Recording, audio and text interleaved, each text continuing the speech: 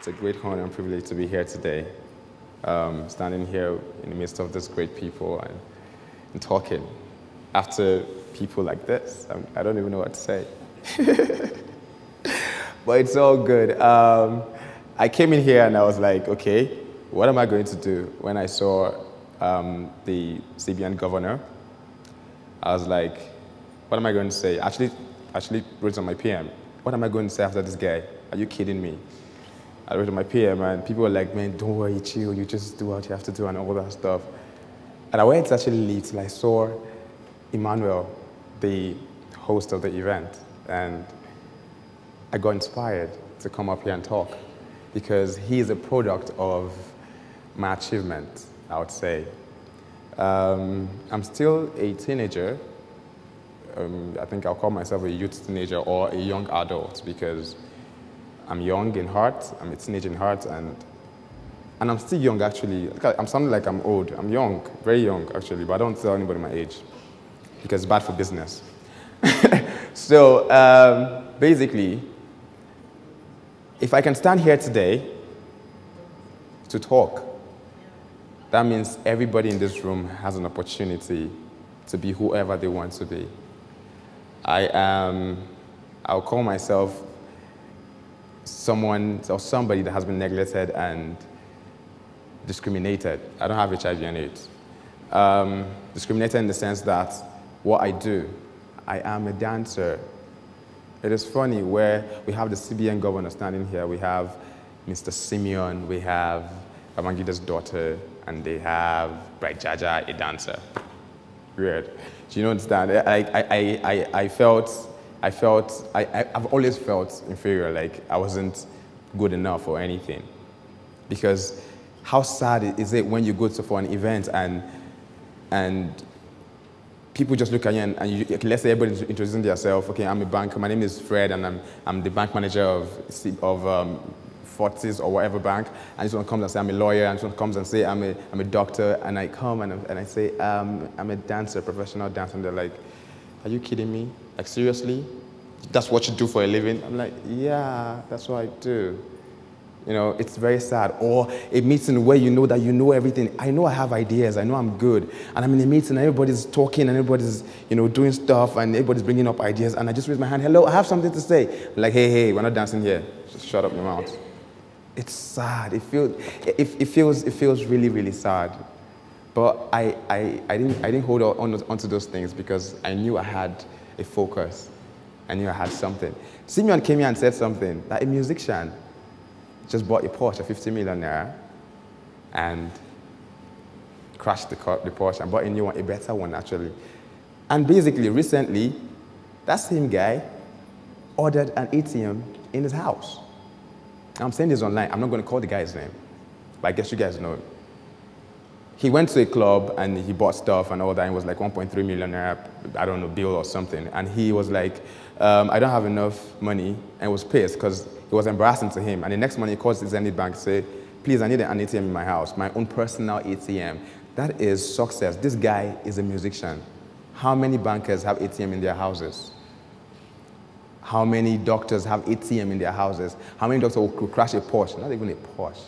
He may say this Benz, I want to buy, let's say like in 2 or 3 years later, he buys another one, or he tries to fix that one. This guy doesn't even care to fix. He bought a new one.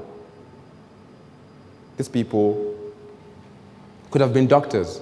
These people could have been lawyers and bankers, but they decided to be what they love. They decided to be their self. They decided to use their talent and their skills, improve it, and they're making times 10 of what bankers cannot make. They can actually open a bank. Actually, they move the money for some banks, the banks will run down because they have half of the money that the banks are actually working with. We discriminate talents. I was discriminated like 1,000 times when I told my dad one morning, Dad, I want to be a dancer. Like, you went to school and you're done and you want to be a dancer. Are you high? I'm like, no, I'm okay. Like, I'm okay. I want to be a dancer. That's what I want to do for a living. I'm like, okay, this is it. My house, my rules. If you want to be a dancer, you have to get your own house. I was like, okay, fine. This is what I want to do. And I left the house. He traveled. When he came back, I wasn't there. I left. I stayed. I went to a friend's place. I didn't know where I was going. I didn't know what I was going to do. I didn't know anything. It was just blank. But I knew there was something there for me. And I went and I started a dance studio. And from the dance studio, I noticed that, okay, I wasn't getting much money and wasn't making any sense. It wasn't still making sense to me, okay, is this what this is all about? Nigerians, they don't encourage the dancers. When you come and you say you're a dancer, they look at you like you don't know what you're doing. And I had to go back to say, okay, draw a plan or something, and I went to secondary schools. When I got to secondary school, that's when I understood what it is to have talent. I saw kids with passion. When they come into the dance class, they are alive, they are happy, they're jumping, and they are different than when they are in their classes doing maths and physics and they're boring, everything is boring. I'm not saying that we should not encourage education. I'm just saying we should put a little more time in entertainment. We should encourage kids to go more into entertainment, talent, general talent. You might be into the fashion thing, you might be into the photography, you might be good at sports, football, basketball, long tennis, and the rest of them.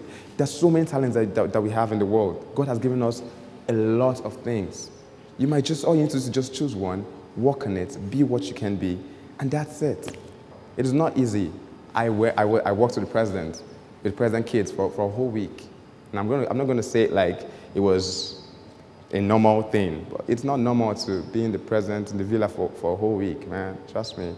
I was chilling. I was chilling in the villa for 1 week with the president kids. Trust me, many of them you can't even enter the villa. That's it. They can't, in short, let's just bring it back a little bit. Most of them has not even have the opportunity to shake hands with their bank managers. Let's just bring it down. I entered the villa. I was with the president kids. The minister of okay, I should not call names. Everybody was there, and it was just like a normal chatting room. I felt Nigeria, like I felt I was rolling the country for like a week. It was cool, and I am a dancer, but I'm proud of myself. I don't need anybody to say, okay, I'm proud of you for, no, I am proud of myself. I'm proud of where I am. I'm proud of how far I've gone, because I know that I have been helped. I have decided to raise up myself and do something with my life, and I've decided to be different from every other person. We have over 1,000 dancers or 1 million dancers in Nigeria, but how many of them will step out and say, I want to do something else apart from dance? It's still dance, but I want to expand it. I want to make it different. I want to make it, I don't know, more reliable, more something different. I did that, and today I'm happy. Now, let me just dive a little bit to what I'm supposed to talk about today, because I have a short time. Mindset. Mindset is what you think. Your mindset describes who you are. I can tell who you are through your mindset. Now, let me use a little example. The difference between a bus conductor and a banker. Now, this banker has a dress code. When you say a banker, you know that he's a banker. Because why? He knows what he's doing. He has the professional look and everything. When you see a conductor, you know he's a conductor. Now, the mindset, the difference between the conductor and the banker is the mindset. The way the conductor reacts to things is not the way the banker reacts to things, not the way the conductor reacts to things. The banker might just come in and say, okay, let's say he goes into a bus, and the guy's like, okay, please, can I have my change? And the guy's like, for what now? There's no change. They're different. Because why? The way the guy thinks is different from the way the other person thinks. Now, in Nigeria, we always have this mindset that problems are issues, and problems are things that we need to run away from. We see a problem, we run. But have you ever seen it in a different way, that problems are the only thing that can make you rich in the world? Problems are the only thing that can make you different. Problem is the only thing that can make you unique and outstanding. If you can solve a problem, then you have made something available for someone. It's simple, it's unique, it's simple. When you see a problem, go towards it, there's a solution. Once you have the solution to that problem, you get rewarded for it. Now, somebody might want to ask me, how do I change my mindset? What kind of friends do you have? What kind of movies do you watch? What kind of people do you hang around? What kind of things do you hear? What goes on through your mind? Those are the things that forms your mindset. Things you hear, things you do. Those are the things that puts your mindset together, and you always act according to the things you listen to and things you hear. Now, what you think of, what your mindset is, produce what your life situation is. You create the event of your life. You have the power to change everything in this world. You have the power yourself to change everything. Imagine a world where everybody has a mindset of giving and not receiving. I have tried in this town. I have run around, tried to do stuff, tried to make people sponsor my project, and it doesn't work because I always had the mindset, okay, I need to do this, I need to do that. But at the end of the day, if I just relax and say, I don't need your money, I can do this by myself. I want to be a giver. I want to be the one to give you. I don't want you to give me. I want to be the one to give you. If everybody has the mindset of giving, imagine a world where nobody asks for anything. Rather, I want to be the one giving, not receiving. Imagine a world where everybody thinks that there's enough for everybody. If you have 10 billion naira, there's still enough more for you and every other person else, every other person else in the house. There's more than enough for everybody. Imagine a world where everybody understands that life has given us all we need, but all we need to do is to be able to accommodate it in our mind to assess it. Imagine a world where everybody is happy and nobody is sad. Because why? You have food in your stomach. You have a car to drive. You have a house. And you can actually help other people. Everything that we are today was a product of what we thought yesterday. What you're facing today was a product of what you thought yesterday unconsciously. What you're going to face tomorrow was a thought. It's a thought that you're thinking. It's what you're thinking right now. You produce the events of your life through your mind. Your mind has the power to do everything. There is something inside of you called talent and skills. Some of you might have discovered it and be discriminated like me. Some of you might have found it and it's worth nothing. It doesn't make sense. Some of you might have found it and it's good, but nobody cares about it. You create your world, each and every one of you. And whatever you can bring out of yourself, no matter what it looks like, it might look ugly, it might look stupid, it might look useless, you can make a difference with that thing that you have. God has created us and He has given us talent and skills and everything. And all we need to do is to bring out those skills and talents and make use of it. No matter what it is, you might be the first person to have that talent. Make use of it. Improve it. Go online, search. Know more about what it is. Get a mentor that will mentor you. Get someone that can mentor you, and someone that have done it before. Even if you can't meet the person, someone that have done it before. Read the person's book. Learn from the person's mistakes. Somebody lived for 75 years of his life, and he wrote it in a book. And you, in 2 days, learned everything he has experienced for 75 years. That is the life.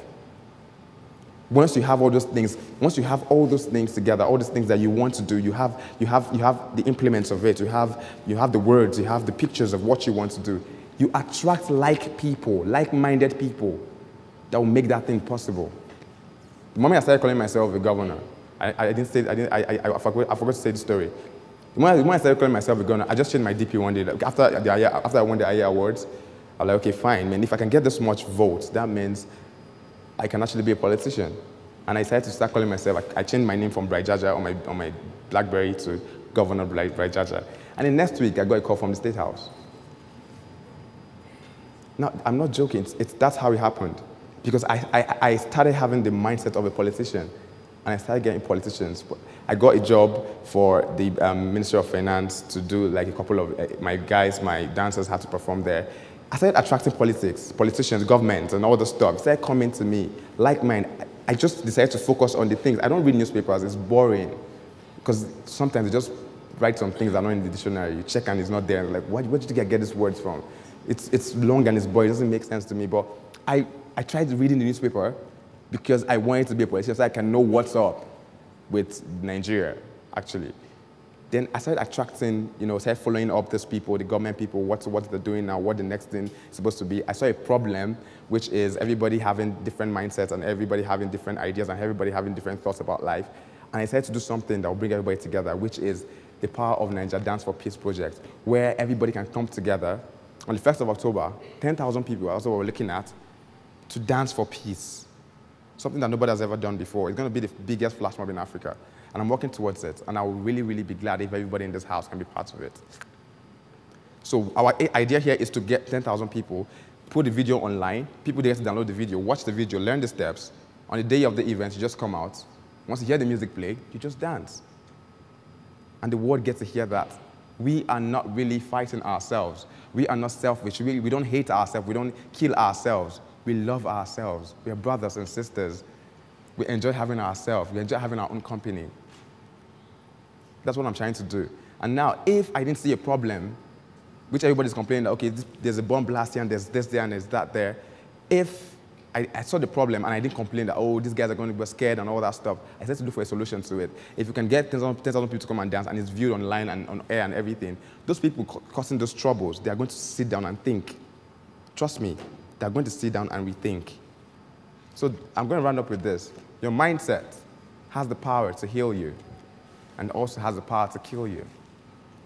It has the power to break you and it has the power to make you. It's your choice. What would you choose?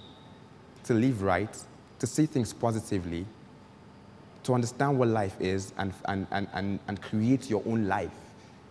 This is the picture that people have painted. I've painted. This is my own picture. This is how I want to see the life. If you don't like it that way, then I don't care. This is how I want to see my life, and that's how it's going to be. Because the way you think shapes your life. So I'm going to round up with this. The last time you saw yourself in the mirror, can you still remember the image of yourself? I don't know how I look right now. Can anybody here remember how they looked the last time they saw themselves in the mirror? That's how life is. If you don't see yourself within, then you cannot implement what it is. If you don't see what you are inside of you, if you don't see what you have inside, if you don't see what you're worth, then you cannot implement it. You need to see who you are. You need to appreciate who you are. You need to love yourself. You need to see that everything is possible for it to work. And everything you want in life, once you can think about it, once you can dwell on it, it attracts people of like minds to make it possible. Thank you very much.